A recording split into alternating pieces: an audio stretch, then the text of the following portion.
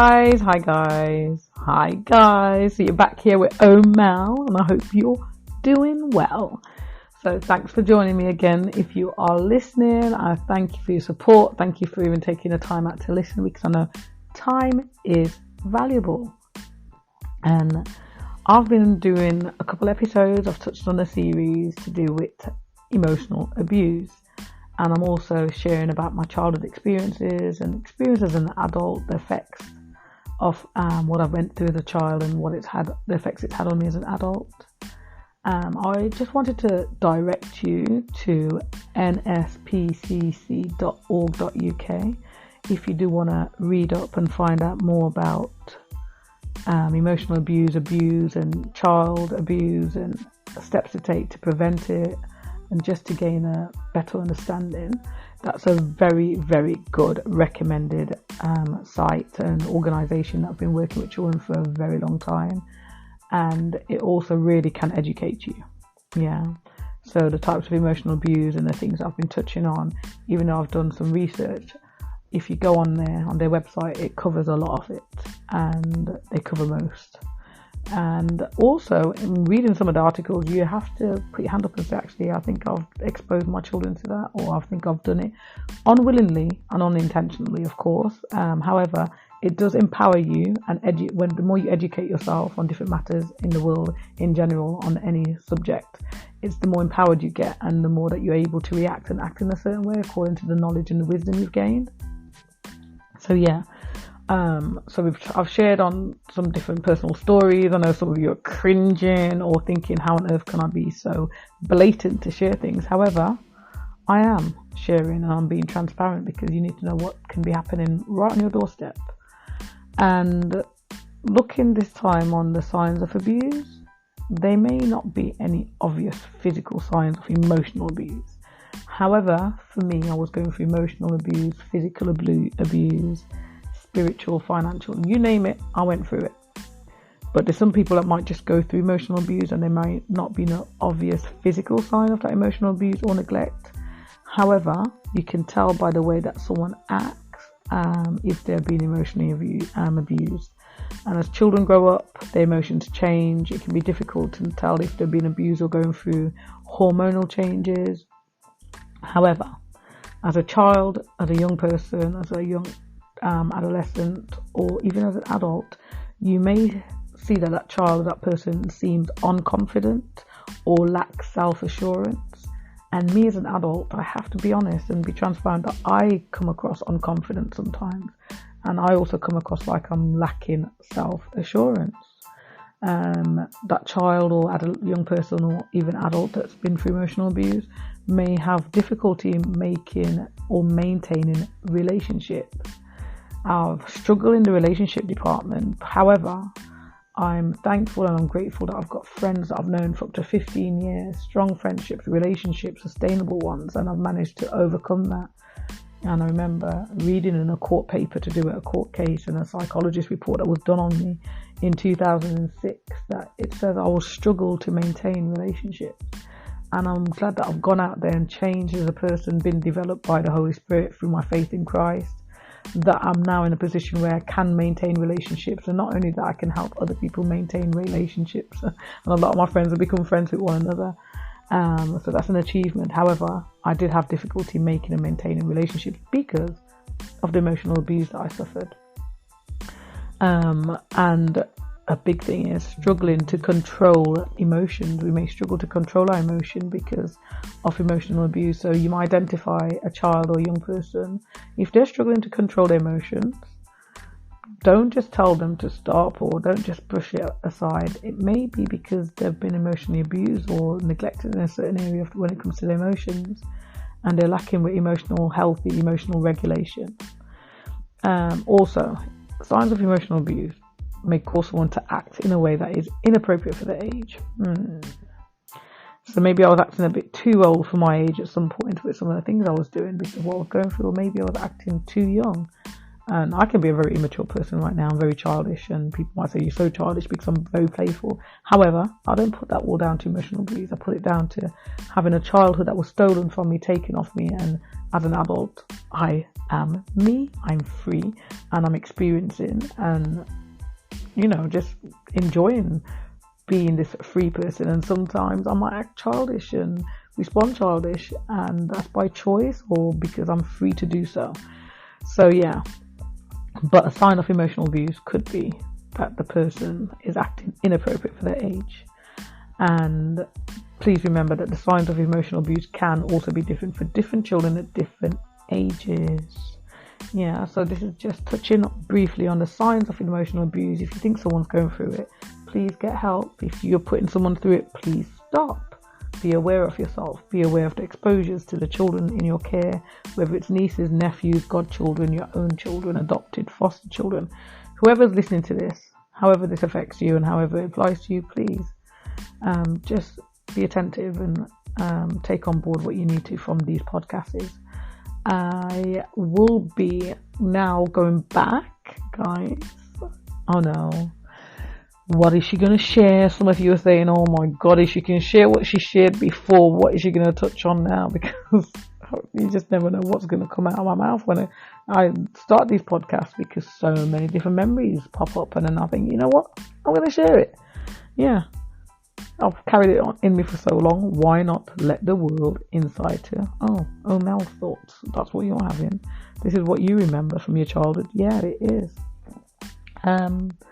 One of the emotional abuse that I suffered was being manipulated as a child. I was influenced to do certain things. I was also manipulated, and I'll tell you one of the manipulations. I was told to do certain sexual acts or let sexual acts be done to me. And if I spoke up, the manipulation came that I would be sent back to Trinidad, or my mum would be sent back, or my sisters will be sent back, or there'll be division. That was a massive, humongous emotional strain on me, to be told and to have this fear put in me that if I spoke up and if I said anything that was being done to me, I could be sent back to Trinidad. Yay, boy, I wanted to be sent back to Trinidad, but to be told I'd be going on my own, separated from my mum and my sisters, it was a frightening thing. It was like a threat. And that, being a manipulated child, unfortunately had a massive effect on my character. I became a manipulator, and I catch myself saying certain things now. I say, that came across a bit manipulative. As an adult, it's embarrassing. As a minister of the gospel, as a nurse, as a qualified health professional, as a mother, as a mentor, as a coach, I've had to say, I recognize this trait that was done to me for such a long time. I was taught how to manipulate. Yep. If there was an exam or a test in manipulating, I probably would have got a PhD in it, because it was ingrained in me. So now I have to be very aware of my response, my reactions, things I say. Does it have a tint of manipulation? Not manipulation on it. People are manipulators. Women, men, people do this. It's a skill. However, it's a negative skill when it's been done in an abusive way towards you. And people, if you're listening, if you've been manipulated as a child, as a young adult in your life, check yourself to see if you've got those traits as well. Yeah, because it's best for you to check yourself and tell yourself rather than someone else tell you. Believe me, take that bit of advice. And when it came to child abuse, emotional abuse, I would have to say, I did say it was constant. Constant not means 24 hours a day, 7 days a week. It means when I was awake and around the caregivers that I had. I was never told anything kind. I didn't have anyone expressing positive feelings or congratulating me as a child and on my successes. And even now, as I'm sharing this, I'm feeling a sadness within me. I think I was going to cry then. Hold on. No. I'm quite a crying person or tearful person, but no. But I have to admit, as I'm bringing this up, that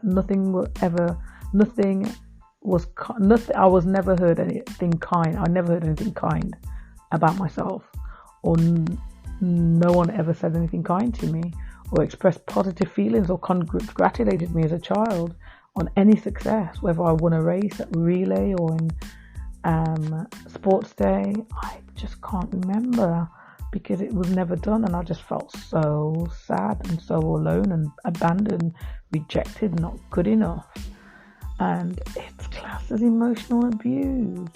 I thank God, even though I struggle with it with my own children, that I was able to congratulate them and celebrate some of their successes. And this is something I've had to work on. Oh my gosh. I've had to work on. It's caused a lot of tears, a lot of prayers, a lot of grieving, a lot of why? Why am I as a person that knows that a child needs this, yet I don't do it? Because of the damage that was done to me. And I'm being honest and I'm being open and transparent, people. And I think you need to do that also.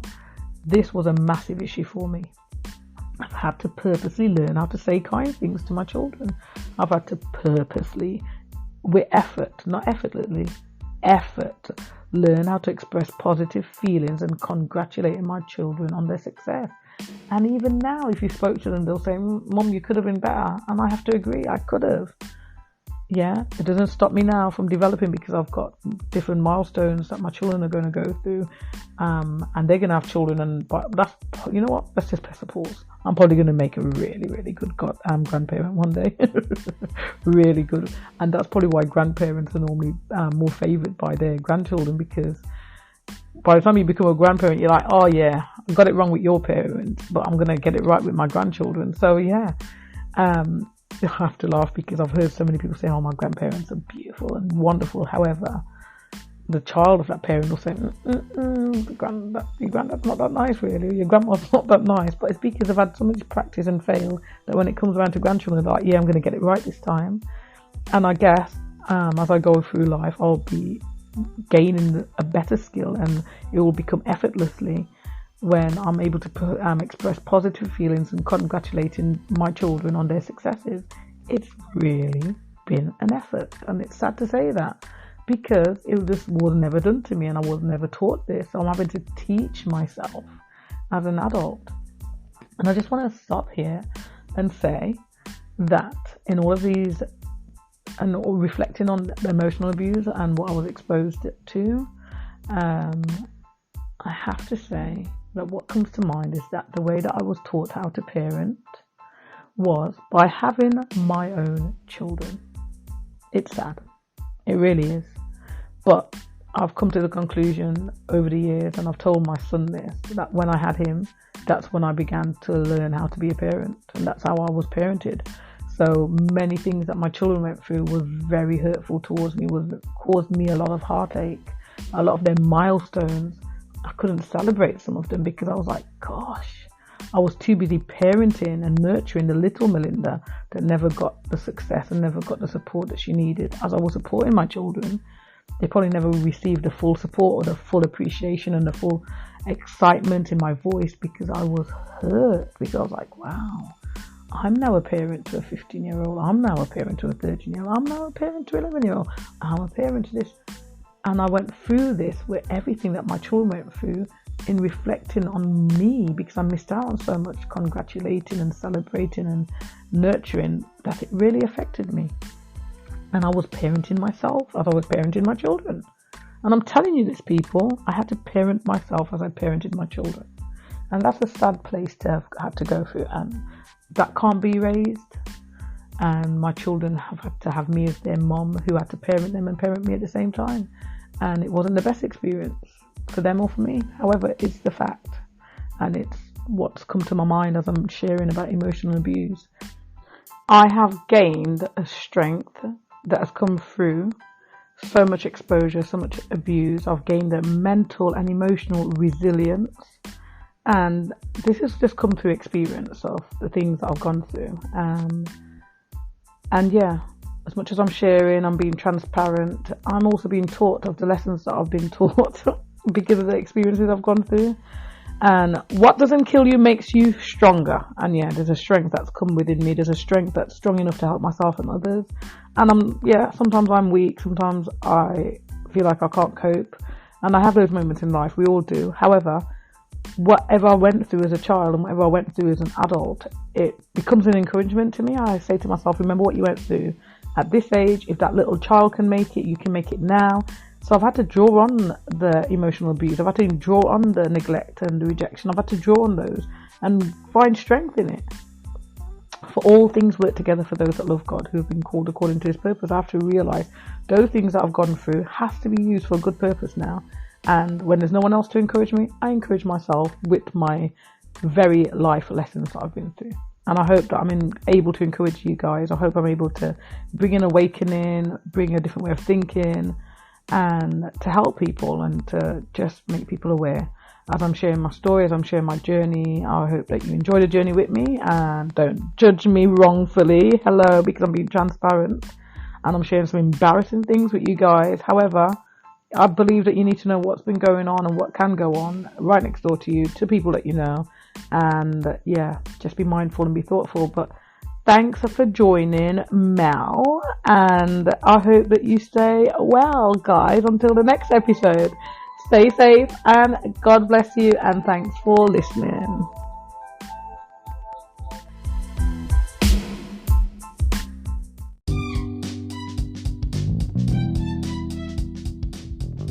Thanks for joining me on the OMEL podcast. It's been brilliant being able to share life experience with you. Please like, subscribe, and feel free to share to someone that may benefit from this. Take care and God bless you.